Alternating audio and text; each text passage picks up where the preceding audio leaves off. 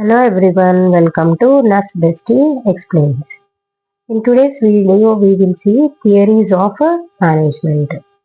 These are very important for the exam point of view, theories of management. Coming to the introduction, management practice has always existed in some form as early as human civilization, but a systematic study has been started from the 19th century onwards. This practice of management is always existed, okay, in some or the other form, as early as a human civilization. Human have started civilization before itself. This management practice has been existed, but a systematic study started only from the 19th century onwards.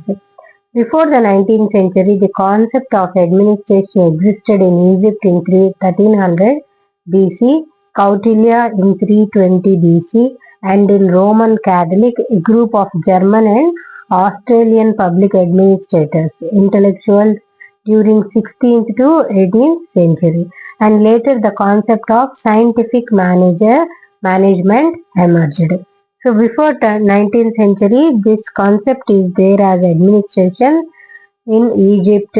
Okay, as Roman Catholic, Kautilya in 320 BC, German and Australian public administrators 16th and to 18th century. But later in 19th century only systematic study of the theories of management has been started. Taylor made the beginning in the early 20th century.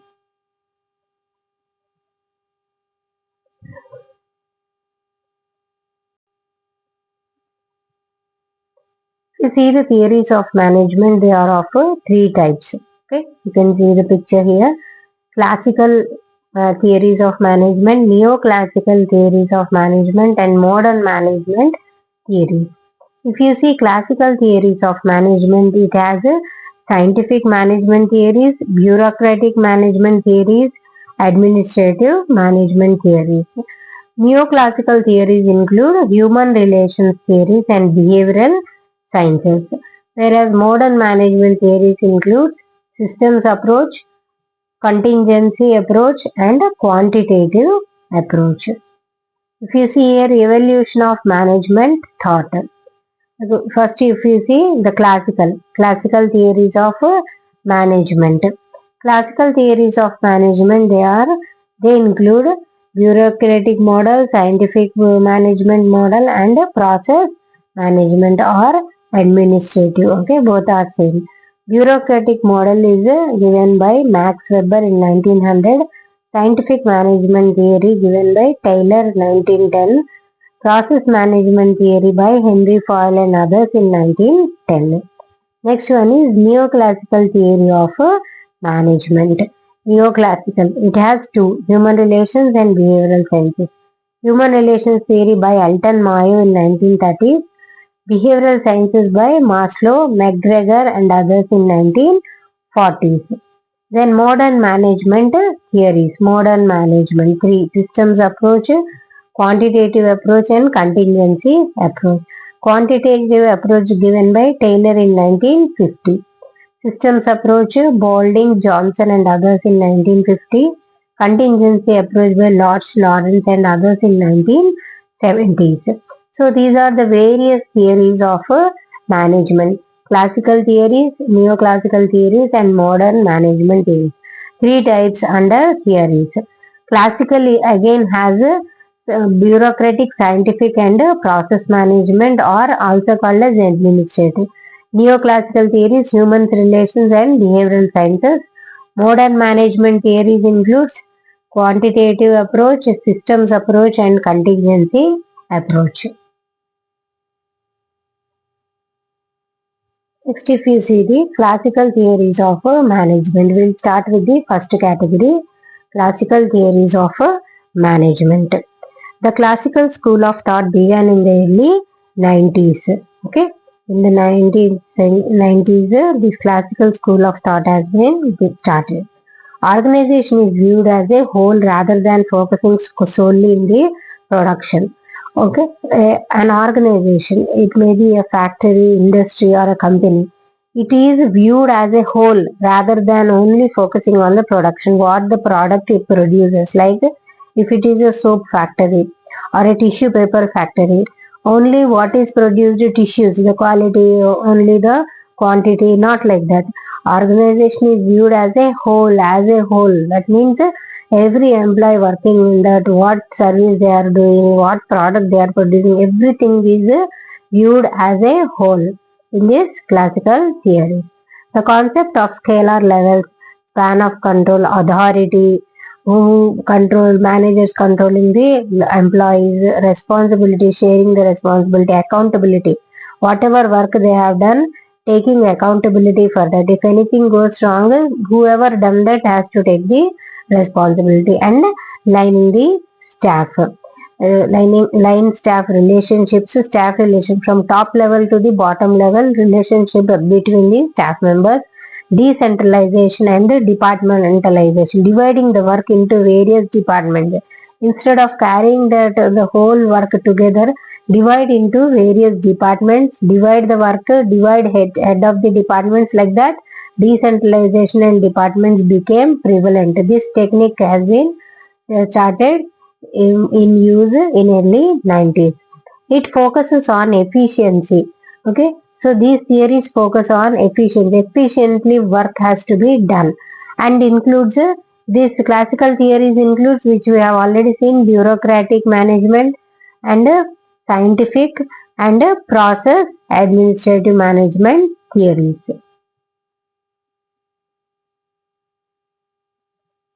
So first we will start with the first in classical theories of management, Weber's bureaucratic management theory.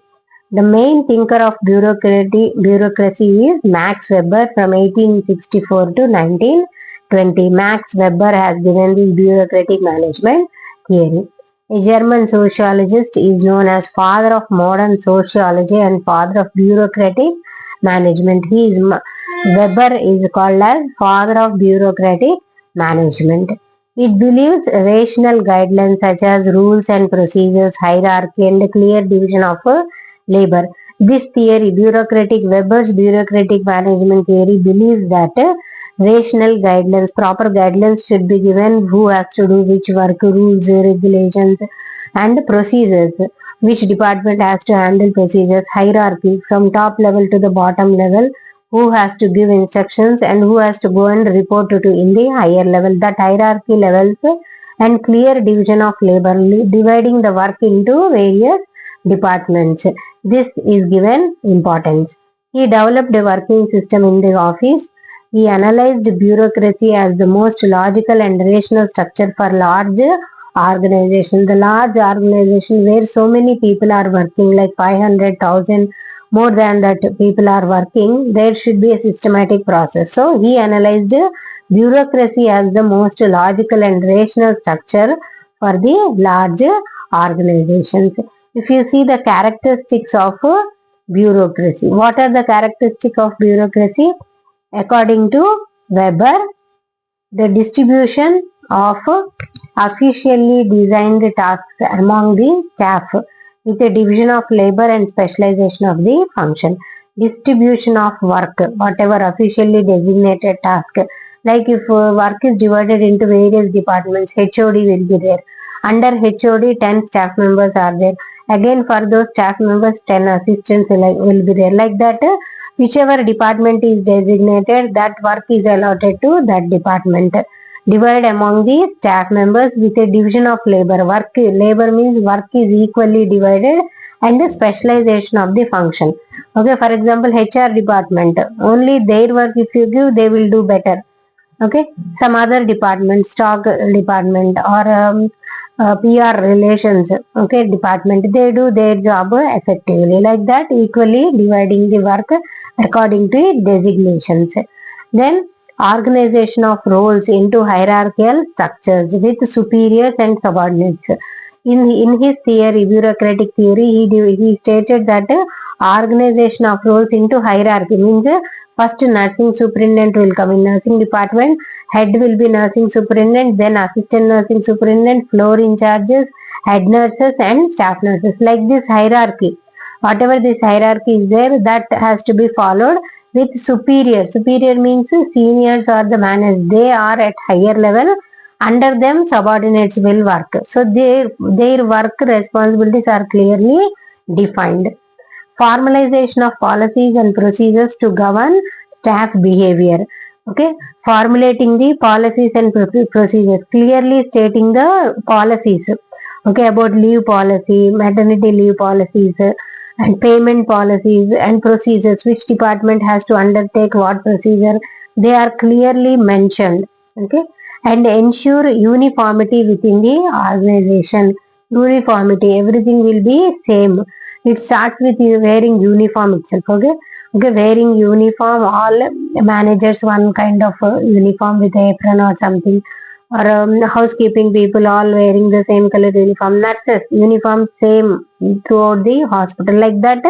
Uniformity within the organization, equal rights for everyone. Uniformity doesn't mean only wearing uniforms. Okay, if any rules regulations are there, these are followed for all the people working in that organization. One rule to one person, other rule to other person, whoever favors the head nurse, not like that. Uniformity within the organization is also given importance. Encouragement of impersonal attitudes between staff members to maintain a psychological distance between superiors and subordinates. Encouragement of impersonal attitude, that means superior is a person who will not involve or listen to our daily gossip or everything into our personal things. They don't ask. They only take the report of the work. They only see your welfare. They don't ask about your family members, all other your personal details. They will not bother and go detail into your personal things. That kind of impersonal attitude, that is very important for the superiors. If they don't follow that and involve everything into the subordinates' lives, subordinates will take advantage of the superior, and the proper organization setup will not be able to follow. Management will become difficult. Okay, so encouragement of impersonal attitude. There should be some gap between superior and subordinate, respectful and discipline type kind of gap hierarchy has to be maintained. These are the characteristics of bureaucracy. Coming to the criticism of this theory. Okay, so criticism of this theory includes behavioral scientists consider it as inhuman and incompatible with the development of a mature personality. Some behavioral scientists, they considered as this bureaucratic theory is inhuman and incompatible due to the development of mature personality. This model lacks empirical validity. Okay, validity is lacking in this model.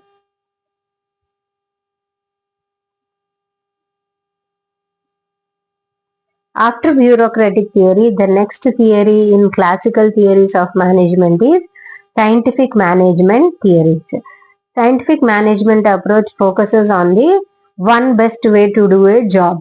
Okay, so scientific management approach gives more importance to the one best way. Okay, to do a job, there is one best way. Okay, Frederick W. Taylor from 1856 to 1915. He is an American engineer, developed scientific management theory. Okay, so bureaucratic theory is given by Max Weber. Okay, please remember this. Bureaucratic theory of management is given by Max Weber. Scientific theory is given by Frederick W. Taylor. He is an American engineer. He is a pioneer in management science and known as the father of scientific management. He is considered as father of scientific management, Frederick W. Taylor. He conducted a series of experiments in 1911, published Principles of Scientific Management. The principles are the guide to practice management. Okay, to practice management, these principles have been used as a guide. This Frederick W. Taylor's approach was from bottom to top level and focused on the work. His approach is from bottom, subordinates to superiors, bottom to the top level and focused on work.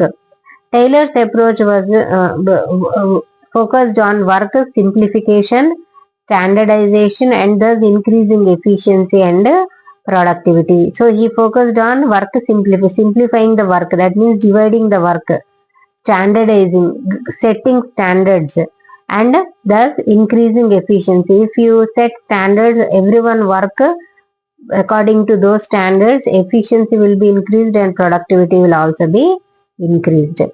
Okay. In these principles of scientific management were mentioned. What are they? Every job should be broken into elements. As I told you, taking care of patient. Okay. If a patient comes to a hospital, his treatment work is divided into various elements. That means doctor will check the patient and diagnose the disease, whereas whatever treatment is given, that is followed by the nurses. Nurses will follow the doctor's orders and provide nursing care. If the patient requires physiotherapy, chest physiotherapy, or orthopedic patient requires any ortho physiotherapy, he will come and he will provide his services. Like that, every job should be broken into elements and scientific methods. Whatever we are doing, for that there will be a scientific approach. Okay, scientific procedure. Whatever nurses we do, the vitals monitoring, dressing, everything has a scientific method. So scientific method should be there for every element to perform each element rather than the rule of thumb method. Scientific procedure for selection, training and development of employees. This we have already seen in staffing. Staffing is a systematic process of selecting, training, recruiting, selection, training and development of employees. This is very important. Staff in any organization, selection of the staff members or employees is very important. If you neglect in this step, the whole organization will go into vain. So selection, training and development of employees is given very important. Cooperation between management and employees by scientific principles. Cooperation between management and the employees. Management will set the rules, regulations, standards. They will decide the salaries to be paid to the employees. Employees before joining, they should read all those rules, regulations, standards. They work by following those standards so that it will be helpful for the management. Otherwise, it is waste. So cooperation between management and employees by using scientific principles is mentioned here. Scientifically, division of responsibility between management and employees. Managers and employees should equally divide the work. Like managerial works, managers will do, employees will do their work according to their qualification and skills. Management should design, set up and supervise the work of workers. Management should design. So managers will design how the work has to be done. They check the setup. They will supervise the work of the workers and workers should be free to do the work. Both management employees try to achieve maximum output in place of restricted output. Both management employees try to achieve maximum output. So as a whole, what is the goal of the organization? Management employees together, they have to work towards bringing the maximum output in the place of restricted output. Okay, this is about scientific management theory.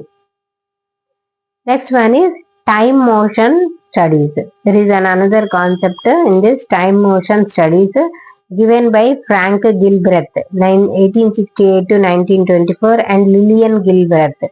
They are the pioneer of time and motion studies. Frank conducted time and motion studies and Lillian tried to find the role of human factors at work by understanding the personality needs of the workers. Frank Gilbert and Lillian Gilbreth. Okay, they both have done work on time and motion studies. They believed that prior estimation of time is must to design work methods. They both believed that estimation of time to design work methods rather relying upon observation based time studies. Okay, starting the work and just observing how much time that completing the work takes. Instead of that, estimating the time, they have given importance to estimating the time for designing the methods. Okay, it enables the manager to break down the job into its parts and streamline the process. They believe that the estimation of time is very important to break down the job into parts and streamline the process. If you don't know how much time a procedure takes, okay, for example, bed making, 30 minutes procedure is allotted. if we don't estimate the time required for that procedure, if you give as much as time, some staff members do it slowly to kill the time, some do it quick. Okay, so to avoid those things, maintain standards. First, estimate the time. Bed making 30 minutes or 20 minutes. Every nurse, they should follow the standard. They should spend only 20 minutes time for the bed making in the ward soon after coming to the duty. Like that, estimation of time is given importance in time motion studies. Gilbreth developed the laws of motion economy and related principles of management to deal with employees designing tools and equipment. They developed the laws of motion economy and used to deal with employees and designing tools and equipment. It is known for contributions in production and operation management. So Frank Gilbreth and Lillian Gilbreth, their work is known for contributions in production and operations management. Next one is NAT chart. The NAT chart, this also comes in the scientific management theories only. Okay. So Henry L. Nat. Okay, that's why it is called as NAT chart. Henry L. Nat, 1861 to 1980. They believed the scientific selection of workers and harmonious cooperation between labor and management. They believed that scientifically you have to select the workers. As I told you, scientific systematic process.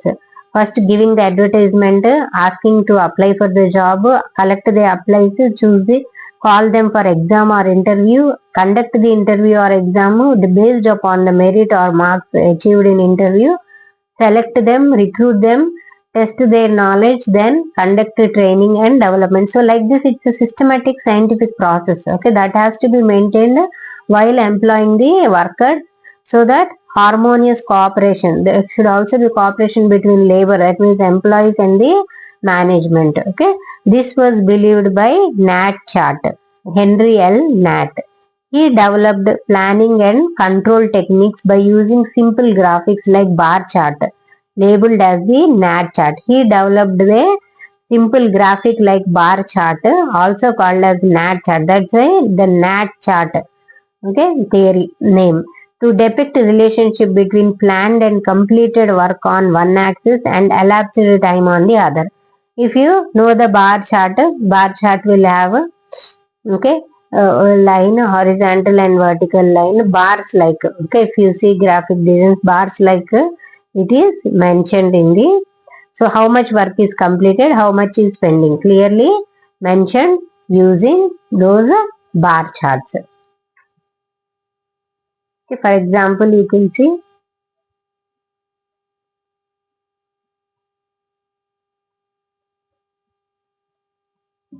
okay, bar charts looks like this. Okay, this biggest bar the work completed, smallest bar, okay, percentage also will be calculated. Okay, small chart is the incomplete work. Like this NAT chart, where graphic like bar chart labeled as NAT chart, it is used to depict relationship between planned work and the completed work on the one axis, okay, x axis, y axis. Okay, like this, these bar charts were depicted. He used motivational strategies rather than punishment. If any employee violate the rules or they don't complete the work in time, they believed that motivational strategies they have used instead of giving punishment, motivational strategies, sending them for training, taking them to the motivational speeches, taking some time talking to them, motivating them to complete their work. That kind of strategies were used. NAT developed a pay incentive system with a guaranteed minimum wages and bonus system for people on fixed wages. So NAT has developed pay incentives, giving incentives.